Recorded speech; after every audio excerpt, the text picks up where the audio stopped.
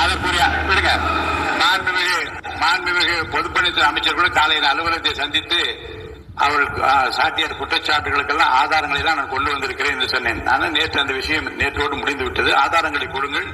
தக்க நேரத்தில் இதை பற்றி சொல்ல வேண்டிய நேர்ந்தால் நான் இதெல்லாம் ஆய்வு செய்து உரிய நேரத்தில் அவை குறிப்பிட்டு ஏற்றுவதற்கு முன்பாக அவரிடம் காட்டி அதற்கு பிறகு அதை பற்றி முடிவெடுக்கும் என்று நான் சொன்னேன். இப்போதும் சொல்லுகிறேன், முதலமைச்சர் அவர்கள் பேசிக் கொண்டிருக்கிறார்.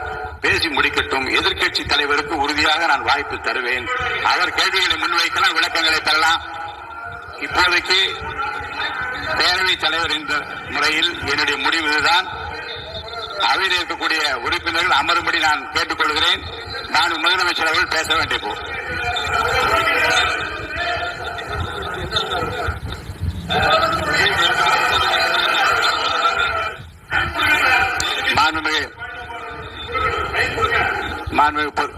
இருங்க.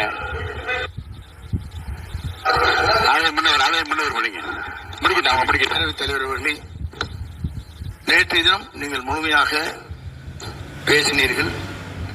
உங்கள் பேச்சுக்கள் எப்படி இருந்தது என்பதும் நாடறியும். இருந்தாலும் கூட நாங்கள் அமைதியாக இருந்தோம். இல்ல நீங்க இருக்கிறீங்க, ஒவ்வொரு வார்த்தைக்கு இருங்க. நீங்க மின்வெட்டியில நீங்க சொன்னீங்க, உங்களுடைய முன்னாள் அமைச்சர் ஆற்காடு வீராசாமி இருக்கிற போது மின்வெட்டால் தான் நாங்கள் ஆட்சியை மாறியது சொன்ன கதையெல்லாம் இருக்கு. அதெல்லாம் சொன்னோம்னாங்க. அமைதியா இருந்தா அதுக்காக தயவு செய்து எதிர்கட்சி தலைவருக்கு வாய்ப்பளிக்கிறார்கள். அந்த வாய்ப்பை நீங்கள் அவர் முதலமைச்சர் பேசுவதற்கு பிறகு பேசினால் அழகாக இருக்கும். அதை முன்னர் பள்ளி கல்வித்துறை அமைச்சர் மாண்புமிகு பேரவைத் தலைவர் அவர்களே, அவர் ஒரே ஒரு வார்த்தையை தான் சொன்னார். பார்ட்டி ஃபண்ட் என்ற வார்த்தையை கேட்டு எதிர்கட்சி நண்பர்கள் கோபப்படுகிறார்கள். ஆனால் அதன் மீது உங்களுக்கு பாயிண்ட் ஆஃப் ஆர்டர் தருவதாகவும் நீங்கள் சட்டப்பேரவைத் தலைவர் சொல்கிறீர்கள். நேற்றைய தினம் இதே போல வெற்றி தலைவர் அவர்களினுடைய வழிகாட்டில் வளர்ந்த நாங்கள் சகிப்புத்தன்மையோடு அவர்கள் பல வார்த்தைகள் சொன்னார்கள். புதிதாக சோஃபா மாடல் என்றார்கள், குதிரை பேரம் என்றார்கள், எத்தனையோ வார்த்தைகள் சொன்ன போது சகிப்புத்தன்மையோடு அதை கேட்டு பொறுமையாக இருந்தோம். இவர்கள் குதிரை பேரம் எல்லாம் அவைக்குள் நீக்கப்பட்டு விட்டது. சரி, சோஃபா மாடல் என்று சொன்னார்கள். ஆதாரம் கேட்டு இப்படி எழுந்து நாங்கள் கொந்தளிக்காமல் ஒரு சட்டமன்றத்தில் ஒரு உறுப்பினர் எப்படி நடந்து கொள்ள வேண்டும் என்பதற்கு எடுத்துக்காட்டாக தமிழக வெற்றி கழகத்தின் உறுப்பினர்கள் நடந்து கொண்டார்கள். இப்போது மதிப்பிற்குரிய எதிர்கட்சி தலைவர் அவர்களே, உங்களூடாக நான் கேட்பது என்னவென்றால், அவர்களினுடைய கட்சி உறுப்பினர்களை அவர் அமைதிப்படுத்தி முதல்வர் அவர்கள் உரையை முழுமையாக கேட்டு சகிப்புத்தன்மைக்கு சட்டமன்றத்தில் இந்த பக்கம் மட்டுமல்ல அந்த பக்கமும் எடுத்துக்காட்டாக இருப்பதற்கு அவர் வழிவகை செய்ய வேண்டும் என்று உங்கள் மூலமாக கேட்டுக் கொள்கிறேன். பொதுப்பணித்துறை அமைச்சர்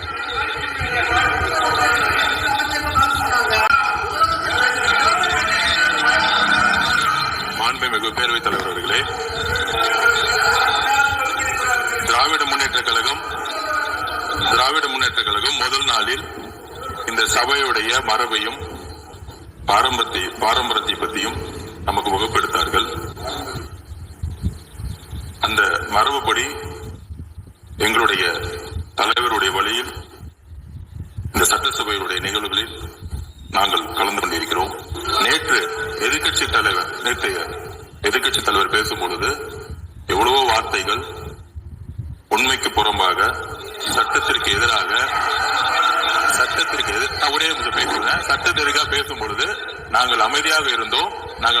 ஒரு 2-3 முறை தான் அவரு பேசும்போது மினிஸ்டர்கள் நின்னாங்க. ஆனா இன்னைக்கு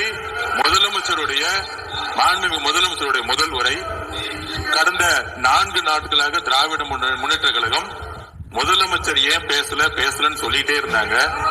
இன்னைக்கு பேச ஆரம்பிச்ச உடனே அவர் சொன்ன வார்த்தை பார்ட்டி ஃபண்ட் சொன்னார். எந்த பார்ட்டின்னு சொல்ல.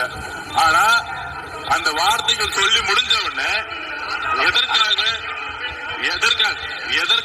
எதற்காக முதலமைச்சருடைய பேச்ச இவங்க குறுக்கிறாங்கன்னு தெரியல.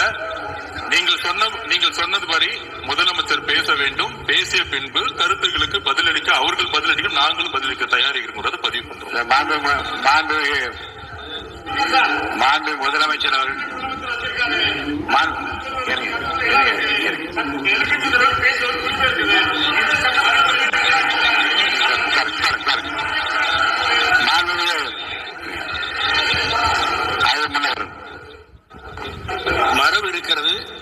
வேணாம் பாயிண்ட் ஆஃப் ஆர்டர் இருக்கலாம். இருந்தாலும் கூட நீங்க அந்த மரபை நீங்க கடைபிடிச்சீங்களா உங்க ஆட்சியில? நீங்க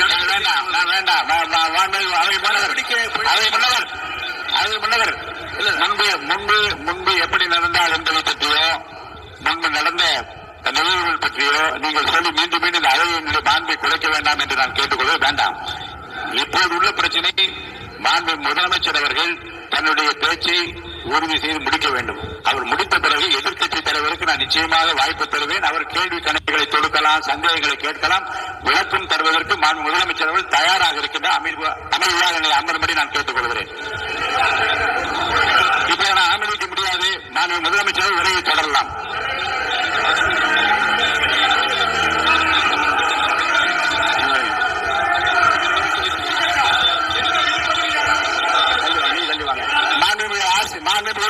உங்க இடத்துல போய் உட்காருங்க.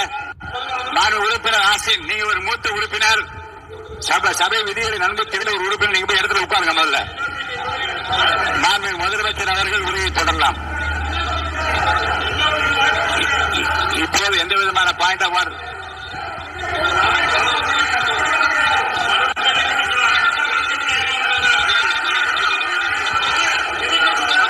நான் வாய்ப்பு இல்லை என்று சொன்னால் எழுந்து நிற்பதில் நியாயம் இருக்கிறது. உட்காருங்க. வாய்ப்பு உறுதியாக எதிர்க்கட்சி தலைவருக்கு பாயிண்ட் ஆஃப் ஆர்டர் மட்டுமல்ல, உட்கார்ந்து அவர் பேசிய பேச்சுக்களை என்னென்ன இருங்க என்ன உங்களுக்கு சந்தேகம் இருக்கிறதோ, வினாக்கள் இருக்கிறதோ அதை நீங்க கேட்கலாம். அவர் பதில் சொல்வதற்கு தயாராக இருக்கிறார். பேசி முடிக்கின்ற வரை அமைதி காக்கும்படி உங்களை நான் கேட்டுக் கொள்கிறேன். நான் எதிர்க்கட்சி தலைவர் முழு ஒத்துழைப்பை இங்கு தர வேண்டும் என்று நான் எதிர்பார்க்கிறேன்.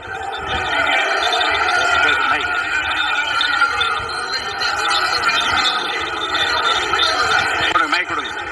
நான் எதிர்க்கட்சி தலைவர் நீங்க உட்காருங்க. நேற்று நான் பேசும்போது சில அமைச்சர்கள் குறுக்கிட்டு பேசினாங்க, அதற்கு நீங்க அனுமதி கொடுத்தீங்க. அதே மாதிரி இன்னைக்கு முதலமைச்சர் பேசும்போது சில வார்த்தைகள், தவறான வார்த்தைகள் பேசுறாரு. அவர் பார்ட்டி ஃபண்ட் அப்படின்னு சொல்லி இருக்கிறாரு. ஒரு அமைச்சர் அந்த பார்ட்டி ஃபண்ட் எந்த பார்ட்டின்னு கூட சொல்ல தைரியம் தான் சொல்லுங்க, நாங்க அதெல்லாம் பேஸ் பண்ண தயாரா இருக்கோம். எதையும் ஆதாரத்தோடு எதையும் பேசுங்க. நீங்க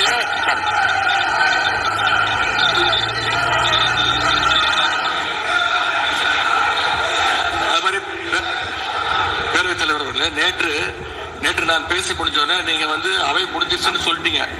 நாங்கெல்லாம் வீட்டுக்கு போயிட்டோம். வீட்டுக்கு போய் டிவி போட்டு பார்த்தா அங்க இன்னொரு அமைச்சர் இன்னும் பதில் சொல்லிட்டே இருந்திருக்கிறாரு. அதுக்கெல்லாம் நாங்க இப்ப என்ன பதில் இது, என்ன மரபு இது? நீங்க போய் பேசிக்கிட்டே இருப்பீங்களா? நாங்க பாத்துக்கிட்டே இருக்கணுமா?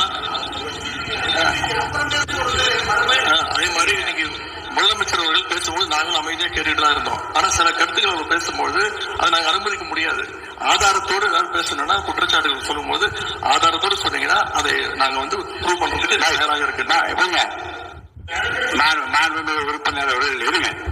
நேற்று மாண்பு எதிர்க்கட்சி தலைவர்கள் பேசியதும், மாண்பு பொதுப்பணித் தலைவர்கள் பேசியதும் ஆதாரம் இல்லாமல் பேசக்கூடாது என்று நான் சொன்னேன். ஆய்வு செய்து நீக்கப்பட வேண்டியது நீக்கும் என்று சொன்னேன். இப்போது மாண்பு முதல்வர் அவர்கள் பேசி முடிக்கட்டும். நீங்கள் கூறிய கருத்துப்படி அதில் ஆதாரங்கள் இல்லாத குறிப்பாக இருந்தால் அதை நீக்குவதற்குரிய உரிமை எனக்கு இருக்கிறது.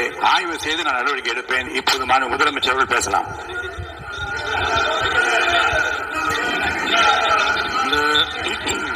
டாஸ்மாக் மாதிரியே பல டிபார்ட்மெண்ட்லயும், மறுபடியும் சொல்றேன், கட்சி நிதின்ற பேர்ல அடிச்ச கொள்ளைய ஒன்னா கவர்மெண்டோட கஜானாக்குள்ளேயே கொண்டு சேர்த்துக்கிட்டே இருக்கிறாங்க. இப்பவும் சொல்றேன், மக்கள் பணத்துல இருந்து ஒரு பைசா கூட தொடமாட்டோம், தொடவும் விடமாட்டோம், தொட்டா விடமாட்டோம். இதுக்கு முன்னாடி தொட்டவங்களையும் விடமாட்டோம்.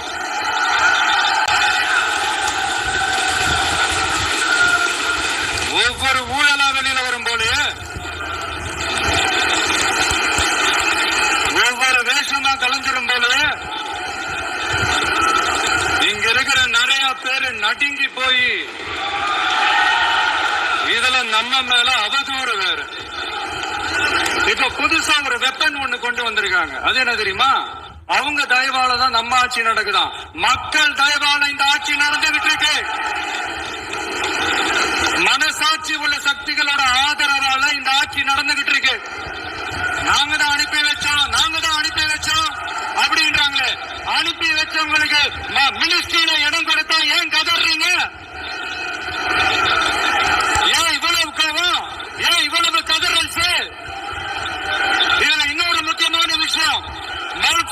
கம்யூனிஸ்ட் கட்சி நமக்கு ஆதரவு கொடுத்தது சுயேட்சையா எடுத்த முடிவுன்னு சொல்றாங்க. அதே மாதிரி இந்திய கம்யூனிஸ்ட் கட்சி நமக்கு ஆதரவு கொடுத்தது சுயேட்சையா எடுத்த முடிவுன்னு சொல்றாங்க.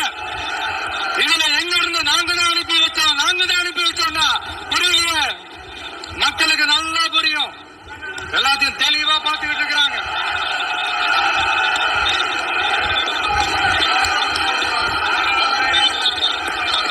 முதலமைச்சர் கண்டிப்பாக பண்ணலாம். மாண்பு முதலமைச்சர்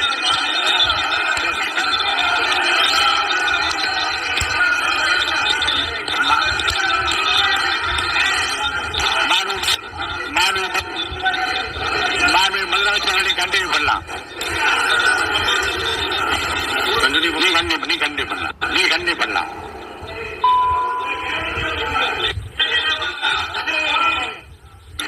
இது சமூக நீதி அரசுன்னு சொல்றவங்களை பார்த்து கேக்குறேன். நம்ம பட்டியலின சகோதரர்களுக்கு எத்தனை அமைச்சர் பதவி கொடுத்தீங்கன்னு கொஞ்சம் சொல்ல முடியுமா?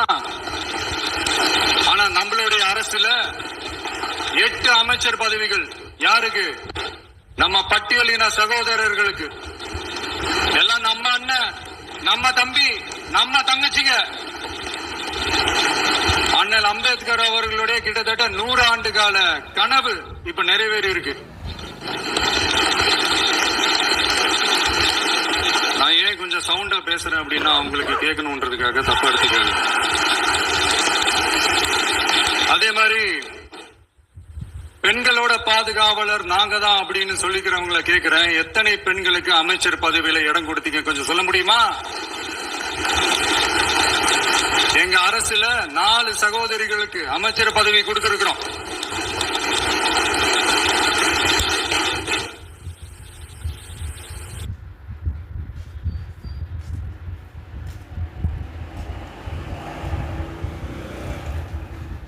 அதனால மக்களால் நிராகரிக்கப்பட்டு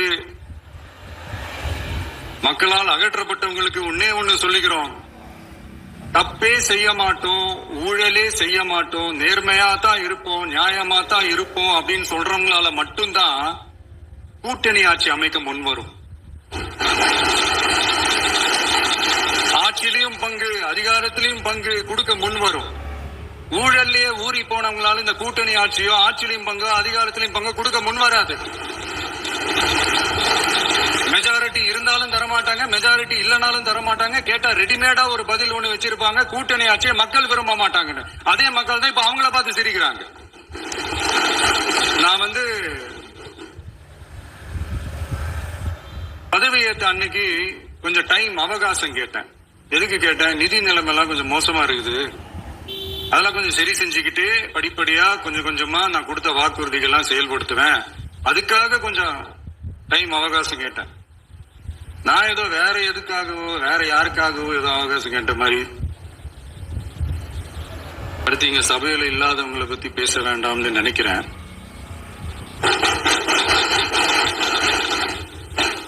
இங்க நம்மளை பத்தி அவதூறு பரப்புறதோட மட்டும் இல்லாம இப்ப நம்ம மக்கள் மேலேயும் அவதூறு பரப்ப ஆரம்பிச்சுட்டாங்க. மக்கள் நமக்கு ஓட்டு போட்டது தப்பா, குடும்பமா நமக்கு ஆதரிச்சது தப்பா. இது இப்ப இல்ல, நான் சொல்றது எம்ஜிஆர் அவர்கள் காலத்திலிருந்தே. அப்பவே அவர் ஜெயிச்சப்போ அதே மக்களை தப்பா பேசுறது. மக்கள் என்ன பண்ணிட்டாங்க, எம்ஜிஆர் என்ன பண்ணிட்டாரு, எம்ஜிஆர் என்ன இது பண்ணிட்டாரு. 50 வருஷமா ஒரே டெக்னிக்கா.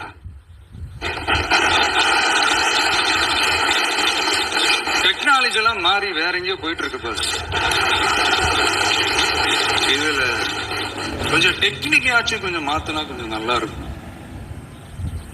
அதனால மக்களுக்கு யூஸ்ஃபுல்லா இருக்கிற மாதிரி இந்த ஆக்கப்பூர்வமான கருத்துக்களோ ஆக்கப்பூர்வமான யோசனைகளோ இருந்தா சொல்லுங்க, அதை நாங்க டெஃபரெண்டா எடுத்துக்கிறோம். ஆனா அதை விட்டுட்டு இந்த நக்கலு, நையாண்டி, சம்பந்தம் இல்லாத பேச்சு இதெல்லாம் பேசிட்டு அப்புறம் முதல்வர் பதில் சொல்லல, முதல்வருக்கு பதில் சொல்ல தெரியல அப்படின்னா அப்புறம் என்ன சோஃபா மாடல் ஆட்சியா? அது என்னன்னு புரியறதுக்கு எனக்கு ரொம்ப நாள் ஆச்சு.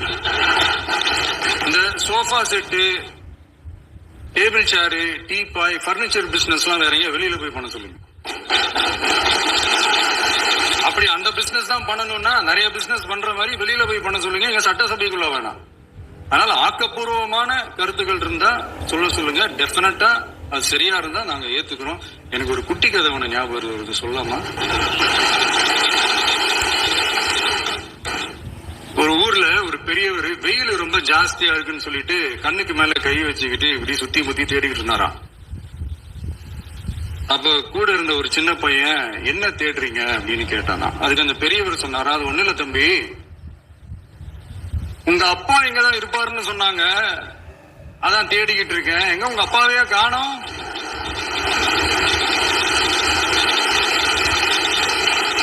இல்ல எங்களுக்கும் நக்கலா நையாண்டியா சம்பந்தம் இல்லாத குட்டி கதை இதெல்லாம் எங்களுக்கும் பேச தெரியும். அந்த கதையில பெரியவர் அப்படி சொன்னாராம், தப்பா எடுத்துக்காதீங்க. அந்த கதையில பெரியவர் அப்படி கேட்டாராம். அதனால யாரும் இங்க டென்ஷன் ஆக வேணாம். அதனால இன்னொரு இந்த என்னுடைய உரையை முடிக்கிறதுக்கு முன்னாடி போயிட்டாங்க, பேசலாமா? நிறைய உங்க கருத்துக்களை நீங்க முழுமையாக மன நிறைவோடு பேசலாம்.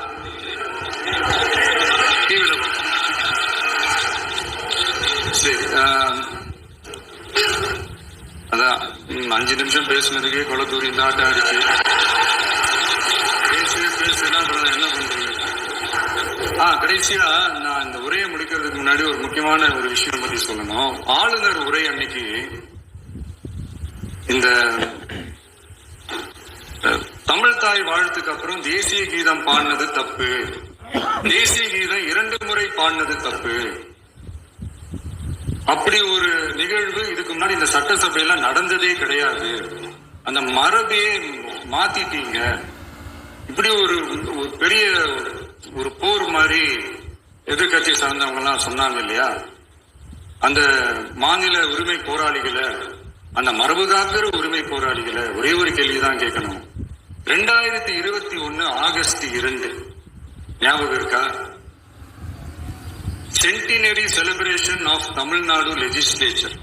அந்த பங்கன்ல நம்ம முன்னாள் முதலமைச்சர் கருணாநிதி அவர்களோட கலைஞர் அவர்களுடைய கலைஞர் அவர்களுடைய புகைப்படத்தை மாண்புமிகு குடியரசுத் தலைவர் திறந்து வைக்கிற ஒரு பங்கன். அந்த பங்கன்ல national anthem followed by Tamil Thai Vazhthu அப்படின்னு அறிவிச்சது ஞாபகம் இருக்கா? அதாவது தேசிய கீதத்துக்கு அப்புறமா 2வது முறையா, நோட் திஸ் பாயிண்ட் மாண்புமிகு பேரவைத் தலைவர் அவர்களே, பிளீஸ் நோட் திஸ் பாயிண்ட். தேசிய கீதத்துக்கு அப்புறம் 2வது முறையாக தமிழ் தாய் வாழ்த்து பாடப்படும் அப்படின்னு சொன்னது ஞாபகம் இருக்கா? அதுவும் முத்தமிழ் அறிஞர் அப்படின்னு சொல்ற நம்ம கலைஞர் அவர்களுடைய அந்த புகைப்படம் வெளியிட்டு விழாவில் அவர் இருந்த இதே சபையில தமிழ 2வது இடத்துக்கு தள்ளினது யாருன்னு ஞாபகம் இருக்கா?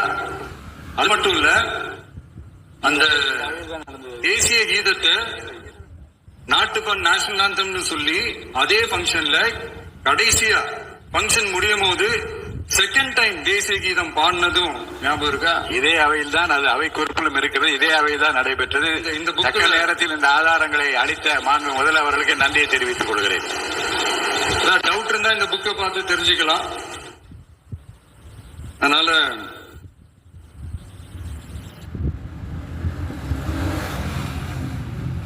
கேட்டா என்ன சொல்லுவாங்கன்னா, அது ஜனாதிபதி கலந்துகிட்ட பங்கன், அதெல்லாம் அப்படிதான், அதெல்லாம் கண்டுக்க கூடாது அப்படின்னு சொல்லுவாங்க.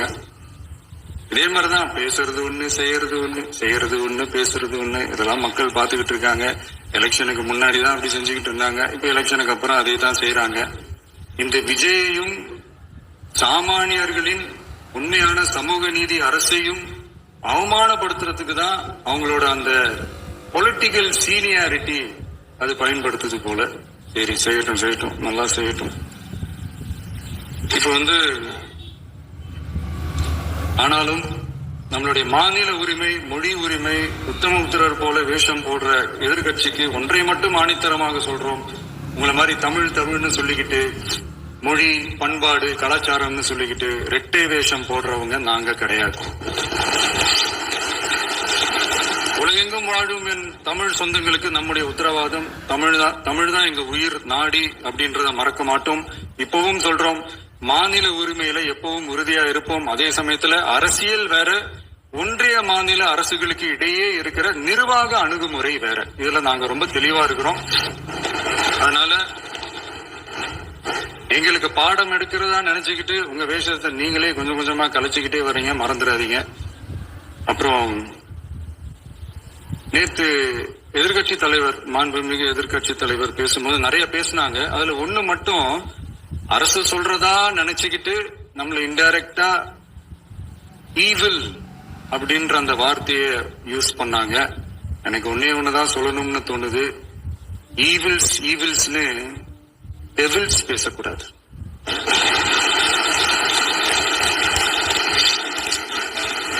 அவங்க இருந்திருந்தா ஒரு ஆக்ஷன் பண்ணணும்னு எனக்கு தோணுச்சு. எல்லாரும் போயிட்டாங்க. இல்ல பர்மிஷன் பண்ணலாமா? இப்பவும் பண்ணலாம், ஒன்னும் தப்பு இல்ல.